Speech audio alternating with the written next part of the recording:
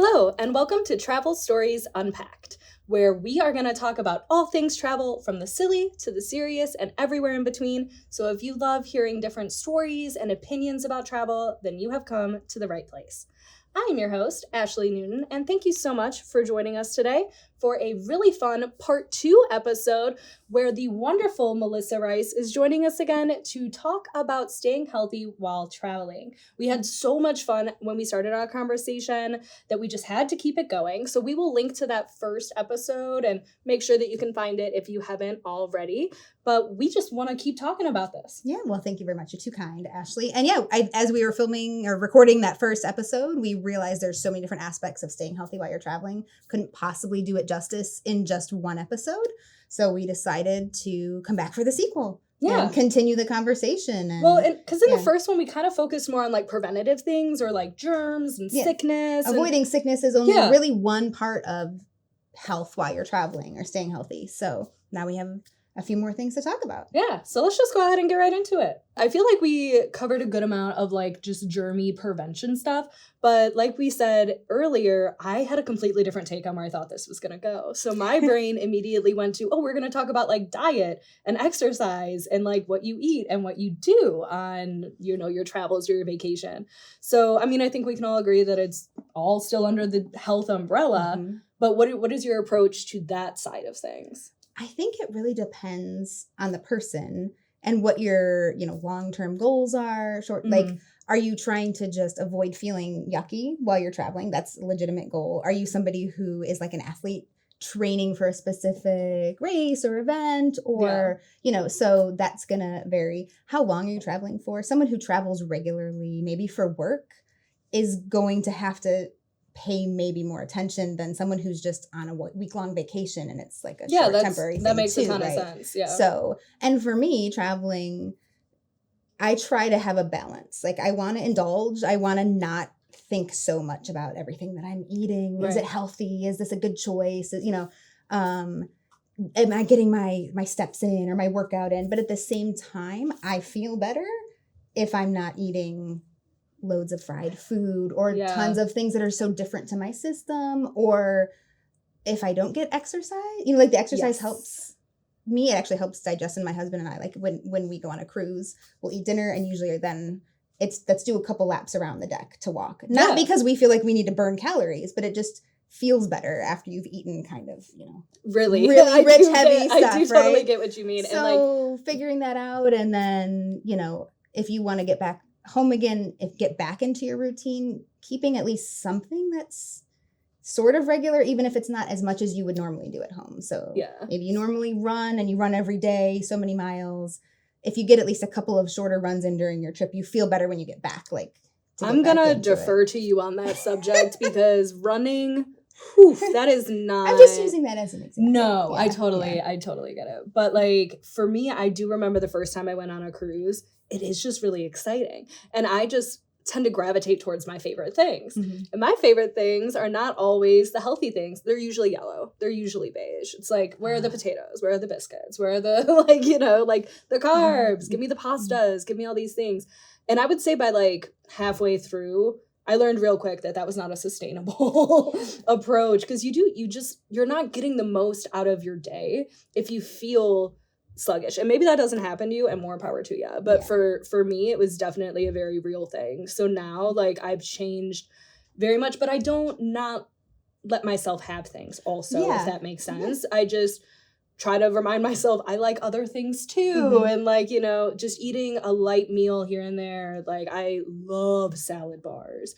Because it's just a built-in little light, refreshing moment. Can eat it, but then you feel okay after you're done, and it's not like that heavy feeling. But you're not going to go too long without eating that you start to have the repercussions of that. Yeah, and I'm like that too. Like, some foods are enjoyable to eat, but the feeling that you have after eating those over and over again is not enjoyable. Yes. So, and honestly, the idea of healthy is not really scientific. I mean, like, it's up for debate. What we get food for different reasons, different things from it. Sometimes it is just the enjoyment of something that tastes good. Absolutely. Yeah. So, and I think all we're really trying to emphasize is like, what do you do to make sure that you protect having fun and having a good time? Yeah, like, or that's not going to make you sick for your excursion and the next day or the activity you have planned. You know, though, I never thought about like having a bad reaction to something, though, like having it upset your stomach. So maybe that's just like coming from like a very lucky, fortunate place where like and some people their stomach is more sensitive too, so they're used to that.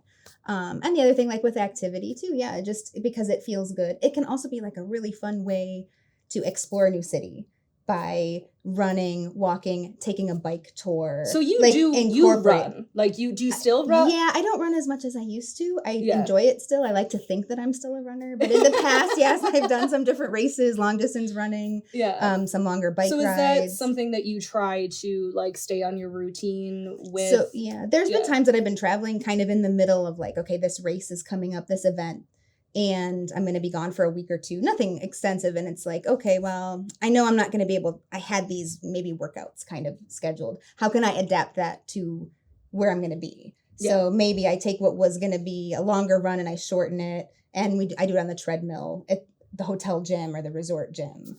Or, just kind of like what other workouts can I do so that it's not as painful when I'm back into my like training. Yeah. And there's also been one cruise ship we were on had this awesome pool with like a current that you could swim. Oh yeah, like a lap pool, but without, and that was awesome. So like I think there's other ways too to try new activities, try new workouts.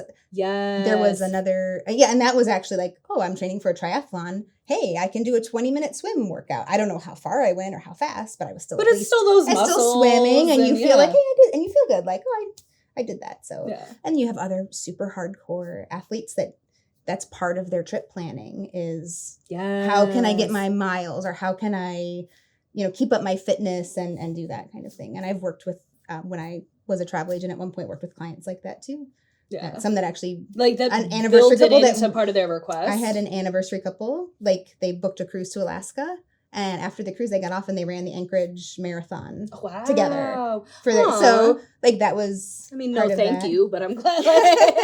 And then another client that he has done races all over the world and trains. That's part of the travel experience for him is going to run in a new city, or he's done races. He did a race in Australia.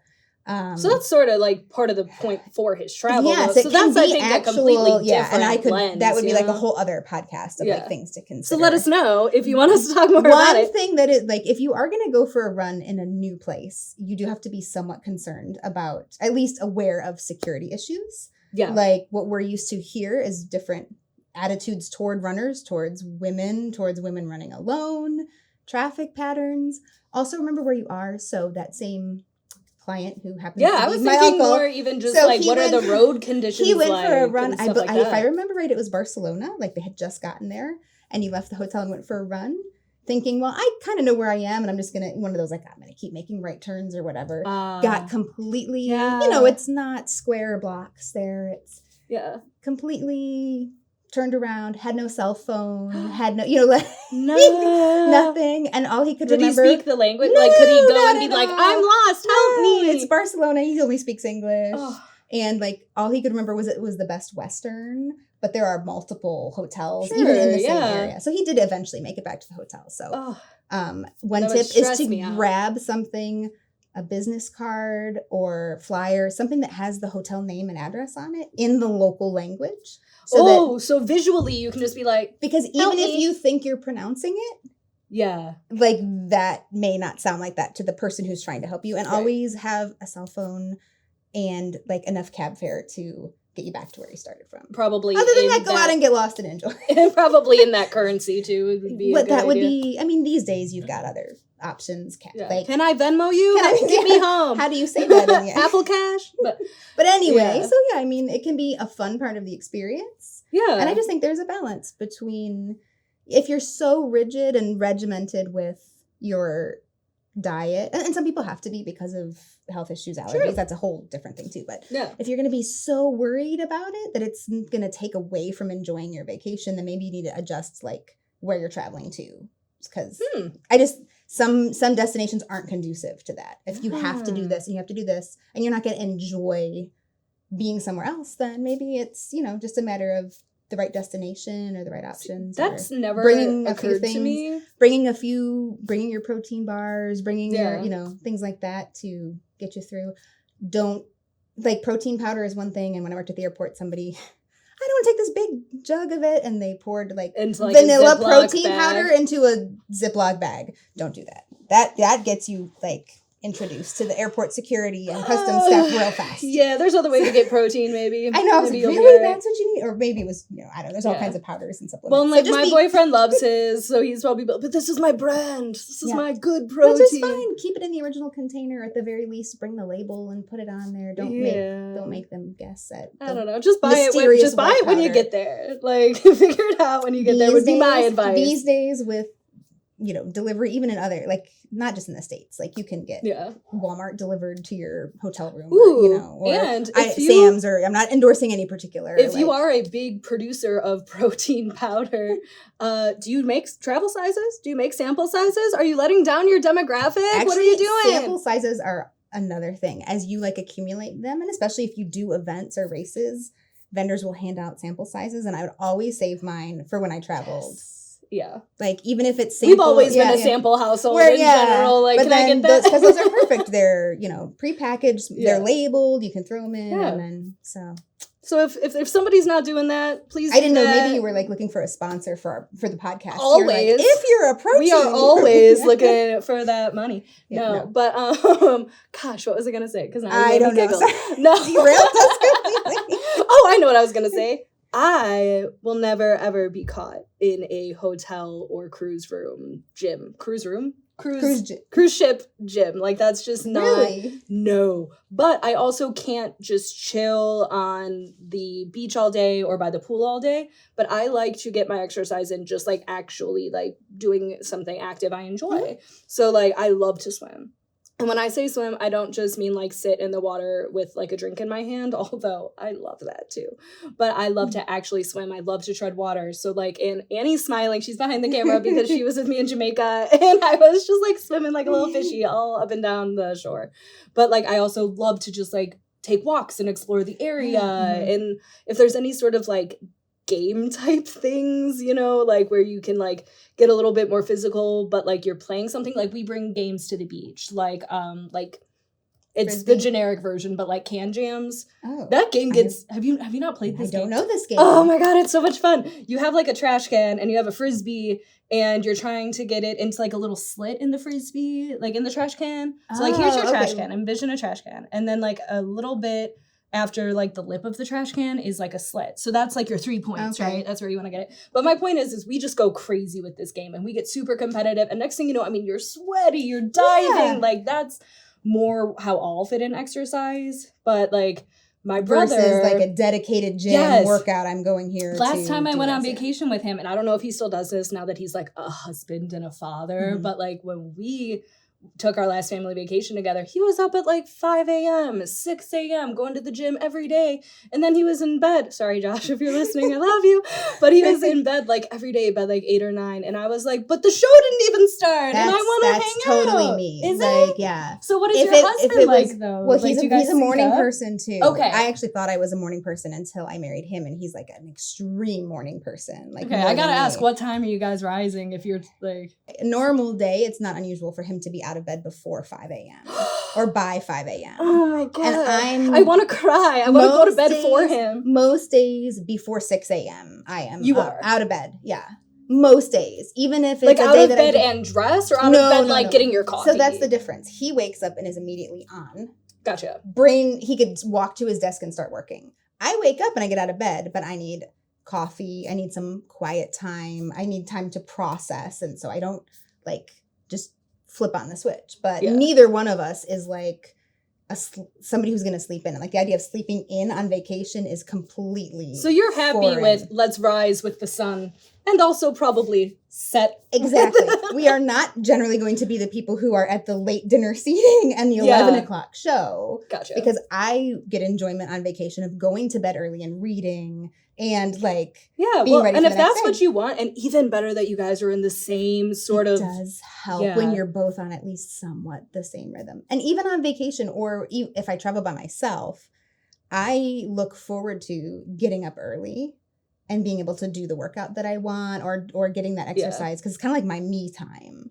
And it's harder to do at home when you have other things at home and you have kids. And so that's actually part of the relaxation or enjoyment for me. Whereas other people, that's like torture. Like, why am I in boot camp? I want to be on vacation. So I am first and foremost, I love sleeping in. Like, I really do. But I don't really like doing that on vacation. Like, if I don't know, I feel like I'm wasting like my time, but I don't necessarily want somebody else to be like, well, Ashley, you have to get up at this exact time and we have to be ready to go and blah, blah, blah, blah, blah.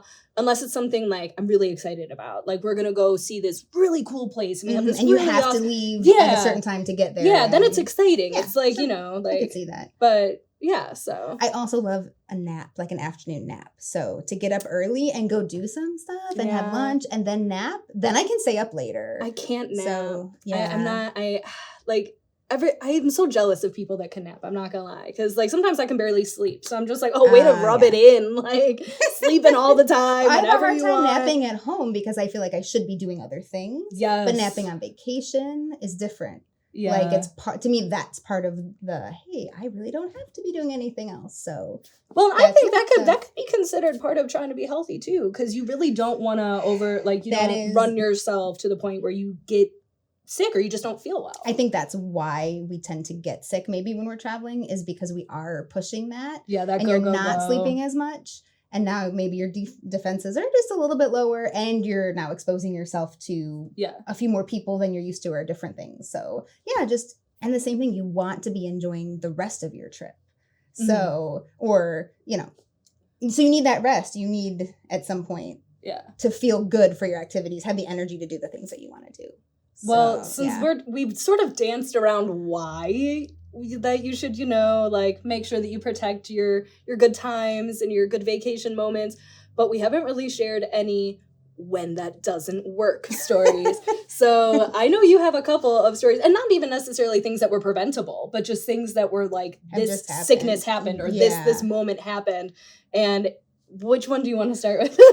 So one that comes to mind is when I was younger and my cousin who's like around my age, but we were like 19 at the time, 18, 19, and we were in Florida.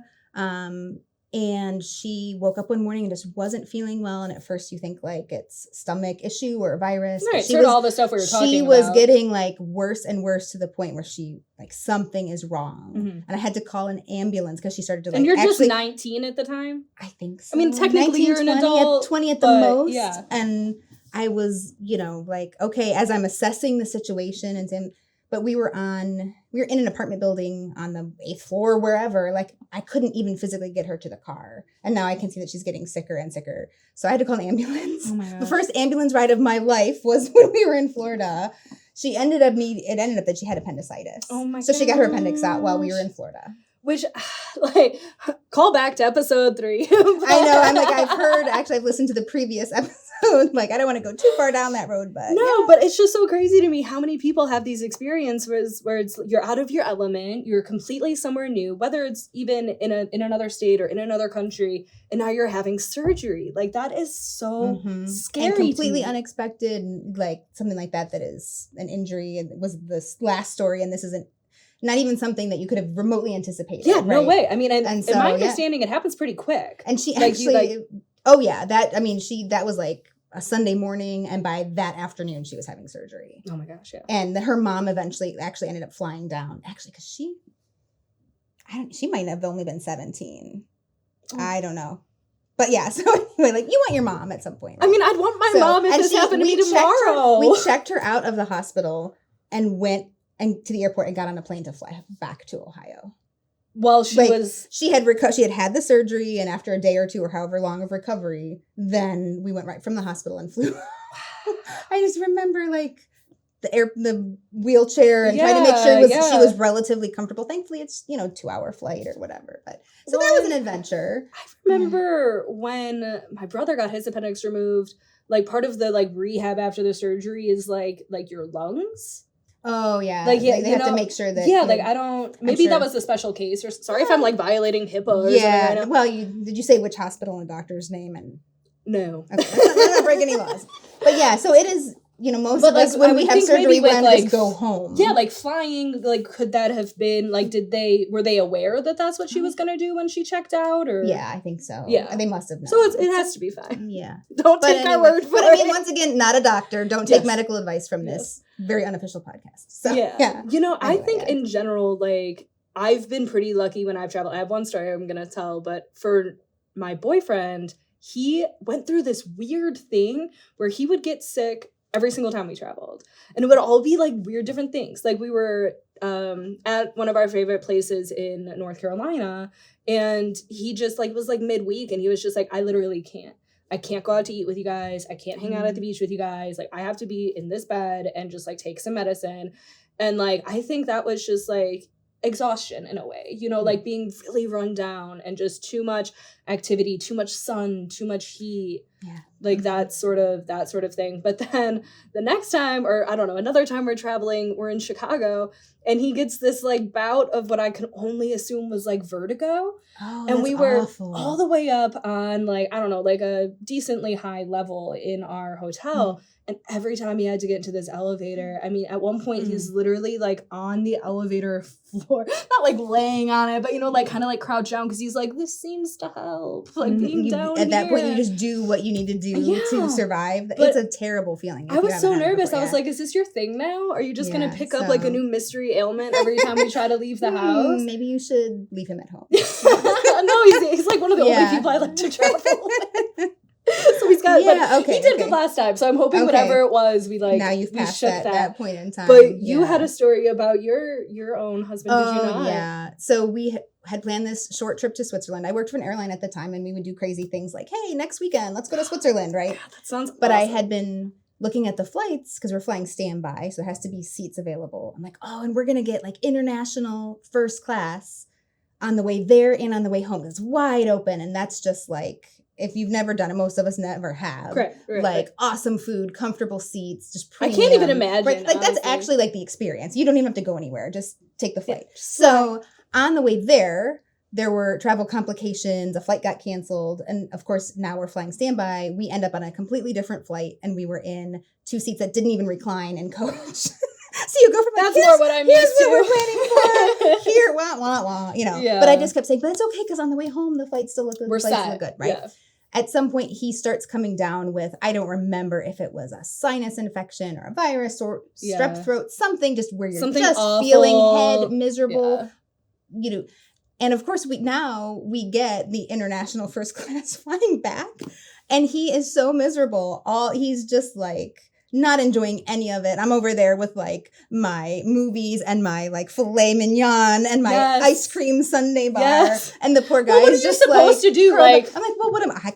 I still got to enjoy it. So I feel bad because that really was the only chance when I worked for that airline that we ever got to do that. Sure, yeah. And he did not enjoy a single minute of it. Now, on the way home. Although maybe it would have been worse. That's what I was going to say, like trying to find a silver lining, like in coach, while he didn't enjoy it. No offense to the coach people, because that's really what we are. Those are like our that is those are our people. But yeah, maybe it would have been even more miserable. Maybe at least because the seat was comfortable. I mean, sure, it's not how you want. Whatever. Yeah, it's not how you. I just feel bad. Like I don't know why I feel bad. I didn't make him sick. Yeah, I don't think so. I was healthy. That's a you thing. Yeah. So, and that's the kind of thing that if you at least take some reasonable precautions or preventative measures, you hope to avoid. But you can never prevent that. You just never. You try to be prepared. And I mean, I'm like the Boy Scout when I travel with my bag of meds and Band-Aids and first aid stuff. I lean into it now. Make fun of me. I don't care. Who's gonna be laughing when you come to find the Advil PM? I was gonna say nobody's laughing when you have what they need. Yeah. Yeah. So yeah. I mean, it is what it is. Yeah. And sometimes it saves you maybe that like emergency room visit or call to a doctor because you have like I glued my son's chin back together when it split open.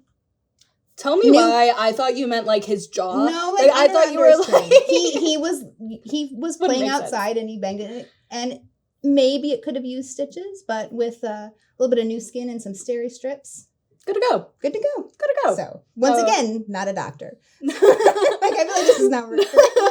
Annie's just gonna have it on like a text scroll at the bottom. Just a giant disclaimer. Like I'm not saying you shouldn't seek medical care, but there are times that being even just a little bit prepared, even if it helps you get to the medical care, exactly, like it whatever, can buy you the time you need, or even just. I feel less anxious knowing that I have things that I might need. Oh, I'd love it if I never even had to open it. Exactly. Like I don't bring it, but I'm like, ooh, can't wait to use my I don't ace bandage. Like, no, I hope it comes back perfectly sealed, but at least I have it. Yeah. And I think that I learned all of this, and just in general, like what my body is and where my limits are at a young age. Unfortunately, I was traveling with my best friend and her family. I mean, like the sort of friends that they're not really friends, they're just like family. You know what I mean? I was like, why are you traveling with that was so misleading. Okay. They're closer than just friends. Yeah, like we like they took me on vacation with them like every year, which was so nice and so fortunate. And at this point, you know, we were staying with her friend, so it was usually the same like beach condo. So at that point, you even feel so comfortable. You're like, oh, I'm just like going to my beach house. Like, don't worry about it. I'm like 16.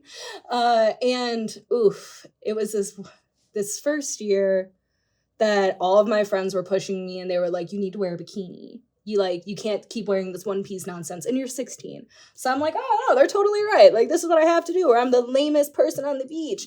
So I'm in this bikini, and I'm so self-conscious because that's just not like my vibe. It wasn't at the time. It wasn't then. It will never be. Yeah, that's never been. But so especially we wake up, and immediately the thing is, you know, you're 16 at the time. It was, we're just going to tan all day. We're going to put in our iPods, and we're going to, you know, just lay and bake. And I mean, like, I probably didn't even put on real sunscreen. I was like, sometimes there was like accelerator or oil. Like now you're trying to amplify the sun. I know. And now I put on sunscreen if I'm like gardening. I know, yeah. Like I have my brimmed hat and my 75. Yes. And like Nate wants to go to a patio. I lather on the 75, SPF 75. But at the time, none of that was relevant. Your 16-year-old brain does not consider those and things. all I'm thinking of is going on the way down. Well, I don't want to eat breakfast because I don't want to look bloated on the beach. So then we sit on the beach and we are out there for hours, and you're just baking. You know what I mean? I probably didn't have a water bottle or anything like this with me. We didn't hydrate in like the 80s or 90s. By the way, I don't know how we survived, but yes. No, sheer will. No. Now I don't leave the house without at least like a water and a backup water. Absolutely. Like, you want to see my arms reach all the time. But I also, this is so stupid. I'm going to sound so stupid. But 2 years before, I got diagnosed with basically like syncopal episodes. So that means, if you don't know, that you just pass out. You just hit the ground. 1 minute, you're chill. No, there's more to it than that. But that's the gist of it. So then let's like not eat and lay in the sun exactly. at extreme temperatures. And like I hadn't really figured out my triggers yet, but common sense should have led me to that one. Also something that 16-year-olds don't have. Yeah. So we get up, and at some point we're like, we're done with this now, and we're walking back up to the condo or the room, and everything starts going. If you've ever passed out, have you ever passed out before? No. Let me take you to a journey, but it feels like, at least in my body, because it's very different for everybody. But for me, first, it's like, I'm like shaking talking about it because I don't like it. But it's like the tinglies. So you start to get like that sort of reaction where you feel it like pins and needles all the way up your body. And then for me, the next thing is auditory. So then it's like very muffled and I can't hear. But then the last thing to go is my vision. So, and keep in mind, I'm not like balanced during any of this. So I'm like wobbly and I can't like really get my bearings. And then once the vision goes, I'm like, I'm going down. Like, I know it. And at this point, I've passed out a couple times when I didn't necessarily, like, thinking you can push through it. You're like, oh, I just feel a little funny right now, but I'll be fine in a second. And so I had fallen and like hit my head on things previously. So I didn't want that to happen. So I have no choice at this point. And at this point, we've walked up from the beach and we're now in like the covered like pool area. So there was like a pool part of the condo, and It's a pool. Like, it's the tile floor of the pool. It's disgusting. I mean, people are walking on it all day. It's right by the bathroom. You're like, put your flip-flops on before you walk across this. Yeah, and I just have to lay down. I have to go down on this gross, disgusting, grimy, slimy tile. But it's better than falling full force onto 100%. Yeah. But I'm still sort of like going in and out at this point. But my friend, bless her heart, is standing over me and she's just like, you have to get up. Oh, there are the people who think that they can just talk you well, out of she whatever had never seen that happen to me before. So she's just like, you know, you could do this upstairs. I'm like, I literally cannot get there. So that ever since then, hydration for me has been probably the single most important aspect of any time I travel. Like, oh, absolutely. I will hydrate. I will eat. I will absolutely eat. I will wake up early. I will find time for breakfast. Like, yeah, there's always purse snacks involved for me because hunger is also a real issue for me. Yes. It took a couple years of being married, like being with my husband, for him to realize that his vacation was going to be more enjoyable if I ate on a regular basis, even if he wasn't hungry. And now he'll ask me like, "Did you eat something? Do you need?"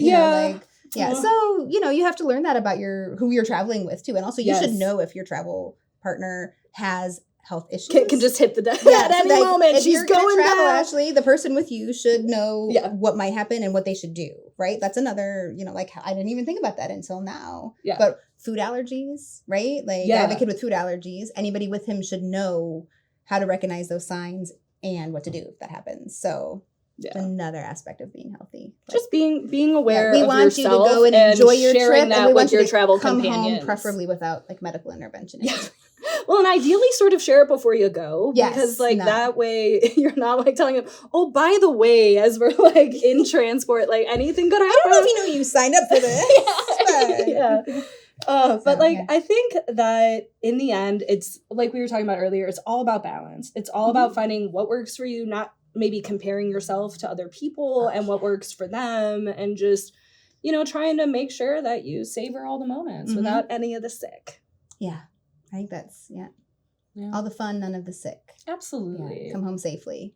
And be ready to go on another trip. And don't let, you could have such a bad experience that it makes you not want to travel again in the future. Oh, and that would be just the worst. And so that's terrible. So at least if you have some kind of crazy experience or emergency, if at least it's not so traumatic that it causes you to miss out on all the other adventures you could be having the appendix thing and the other episode, some stuff does just happen sometimes. It could happen while you're here. Maybe if you've heard these stories first, you'll be like, oh, I'm not the only one. I can get through this because I know other people got through it. And also travel insurance. Just going to put that plug in there. Again, for those that don't know. No sponsors yet, but there's a blank space. No. If you have health insurance in the United States, it does not necessarily cover you in other countries. Yeah. I barely understand my insurance here. Does anyone understand it? But also, it's certainly you can't go to a hospital in another country and hand them your insurance card. That means nothing to them. Yeah. Whereas there are types of travel insurance. Some still require payment when you go to the hospital, or at least a credit card deposit. But some, they'll just accept that and they'll bill that company. And it's sort of also the first aid kit. You hope you don't have to use it, but you'd much rather have it. But once you don't have it and you need it, you're going to regret that you didn't have something. Yeah. So and most of the time, I think it's pretty affordable. It can, and there's different levels, depends on your age, that kind of thing. But it really is something, especially traveling internationally. Make sure that if something unexpected happens, it doesn't get that much more stressful with that aspect of huge. I mean, we're talking thousands, tens of thousands of dollars it could cost you out of pocket in the long run. So that's going to take away from your travel budget for the future. So. And that's our closing message for the day. Just book that insurance. Just do it now. We're not selling anything on this podcast. No, we're really not. Something else to consider when you're thinking about your trip. Yes. And but we want to hear your stories. So if you, or even your tips, if you found, hey, this works really well for me and I want to share this because it changed my life or anything, please do so in the comments or anywhere on social media using the hashtag Travel Stories Unpacked, because we want to share our knowledge and we want to the fun of it too, sharing those experiences with others and or your horror fails. Stories. Honestly, the fails can be kind of entertaining. Yeah. Misery loves company. We love to commiserate. And you can maybe save somebody else that same misery in the future. Yes. So it's public service. Absolutely. Sharing our fails. Absolutely. Well, Melissa, just want to thank you, number one, for coming on and sharing so many fun perspectives and so much knowledge. I felt like I learned today. Oh, well, thank you. Yeah. Somebody wants to actually listen to me right now. No, thanks for inviting me. It's been a lot of fun. Good. I am so glad. And do you think you'd come back on the show? Because as Of we were course. talking, I thought of like 4 more things that we the could ideas do. keep coming. So yeah, I would love it. Yay! Okay, That'd be so awesome. far, I don't think we've scared anybody off just yet. So that is awesome. Would they really tell you now? No, I hope not. But I don't know. Yeah. You never know. So thank you, everyone who has joined us. And again, please share your stories. And as a reminder, this podcast is brought to you by KHM Travel Group, which is a leading host agency for independent travel agents. So please head over to khmtravel.com to learn more. And don't forget to tune in next Friday. We're going to keep bringing you new stories, new guests, new crazy opinions, and all the good stuff. So bye.